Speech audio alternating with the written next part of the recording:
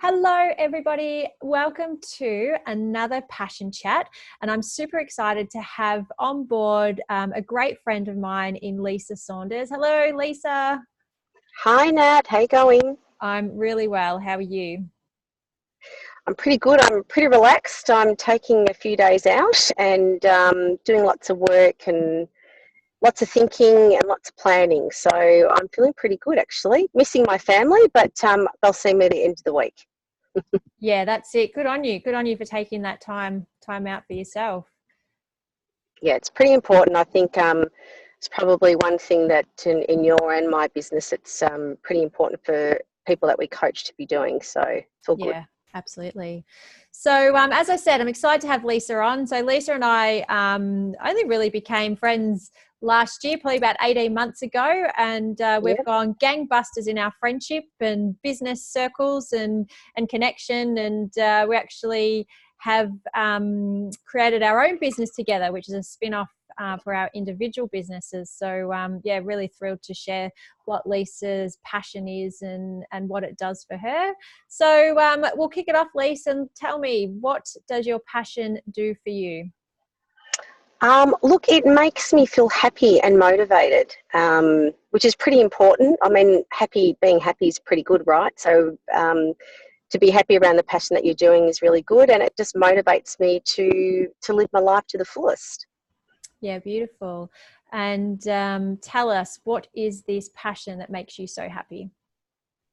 Well, my passion is all about coaching others, probably mainly women is the main people that I see at the moment, just to discover how real seasonal food can nourish both theirs and their families' bodies.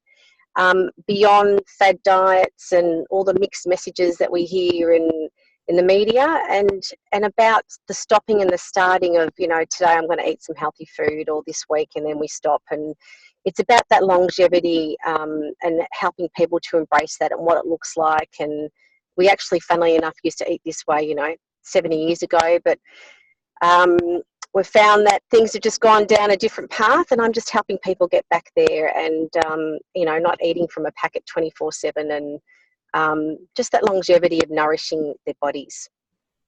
Yeah, I love it. And, we definitely connected, I think, over our passion for food. We did, You we love did, cooking yeah. food. I love eating food. So, yeah, so I love it. And I can Win-win. definitely see, yeah, I can definitely see what, being around food and helping people nourish their bodies does for you. But I'd love, to hear it from yourself. What does your passion of not just nourishing food, but coaching others, how does it help your health and your well-being? Oh, look, I think it's helped me just sort of crystallise that. Well, I've learned a lot of things about what nourishment looks like, and I think it's certainly not hard when you go back to basics and embrace that food. Real seasonable food, and I think that's key. Is just keeping it simple, seasonal, and real. I keep saying real a lot, but really, that's the basis of nourishment. Is putting food into our bodies that our body actually recognizes what those ingredients are, and it can just go along and think, oh yeah, that little bit's got to go over here, and this is going to help me with that. And it's sort of like these little people walking around the body, and the way you can do that is to get those ingredients, those real ingredients to our food. And it's certainly helped me thrive with my own health, and it's definitely helping me nourish my family. Yeah, nice one.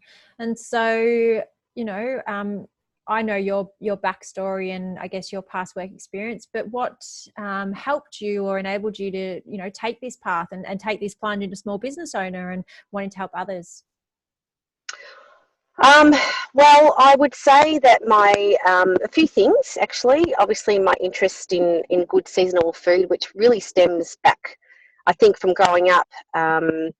I've got a Maltese background, so food is and still is very, very important in bringing a family together, and sitting around the table and sharing a meal. And my grandparents were always had a veggie garden, so I always loved being out there and seeing what they'd planted for that season, and just watching things go. My parents also had one, so um, then when I had my own family, that passion sort of just kept getting ignited. I wanted to feed my children. You know, I wanted to see them thrive on nourishing food and giving them that nourishment so they go about and do their sports and things like that.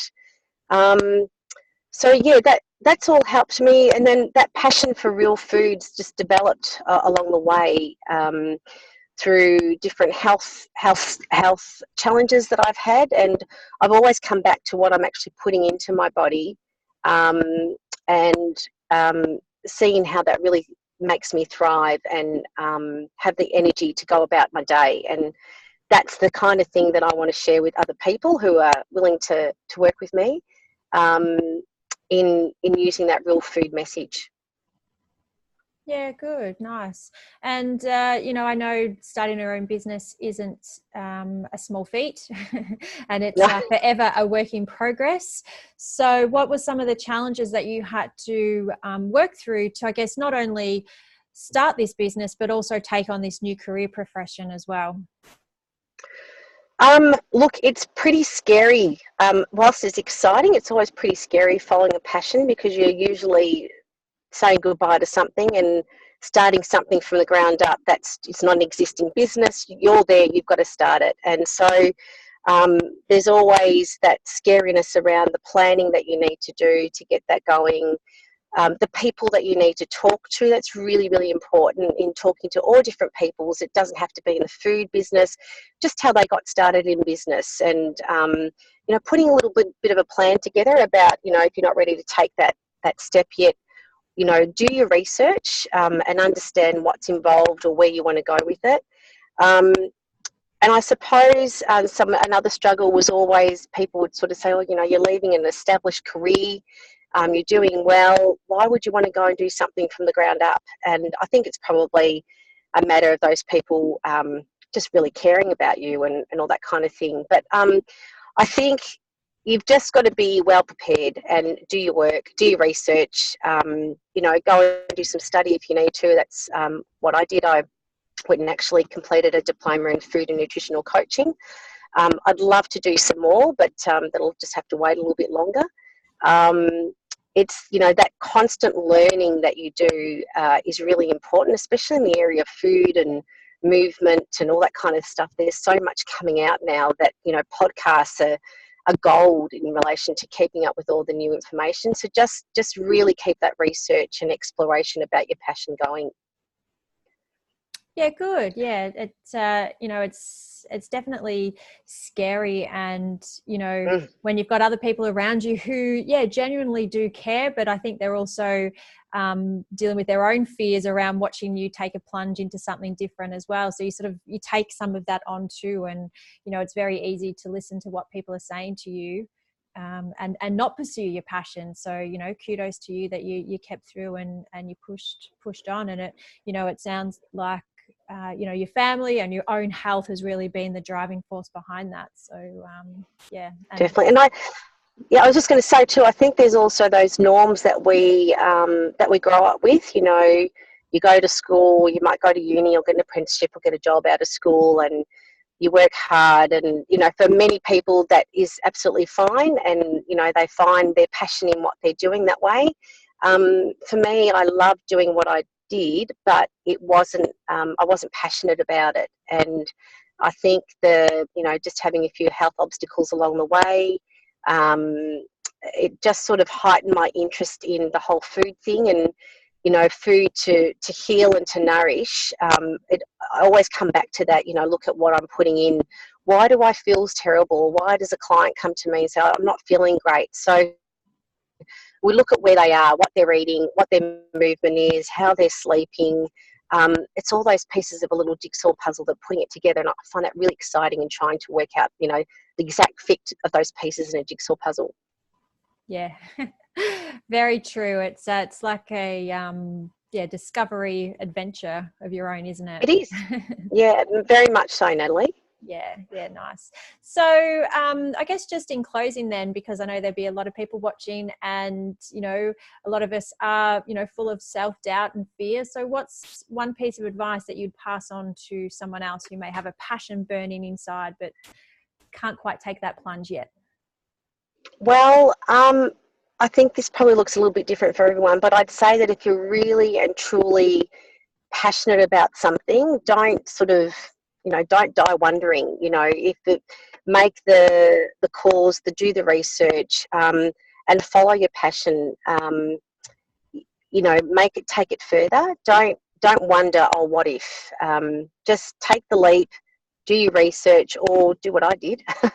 I pretty much left something behind. I just needed a clean slate, and I really put myself into my study and just got going on my business. And it takes different things for different people, but don't wonder, don't keep wondering about what if. Just do it. Yeah, beautiful, beautiful advice.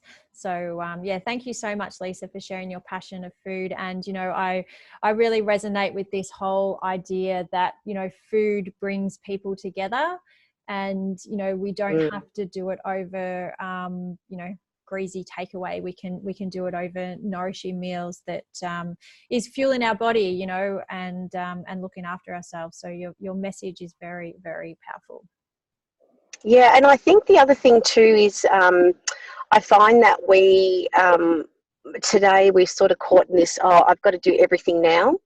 And all these changes, whatever your passion is or whatever you want to follow, it's the small incremental changes that you make. Those change in habits, and you and I know about habits, Nat. And just those little bits. Don't try and do everything all at once.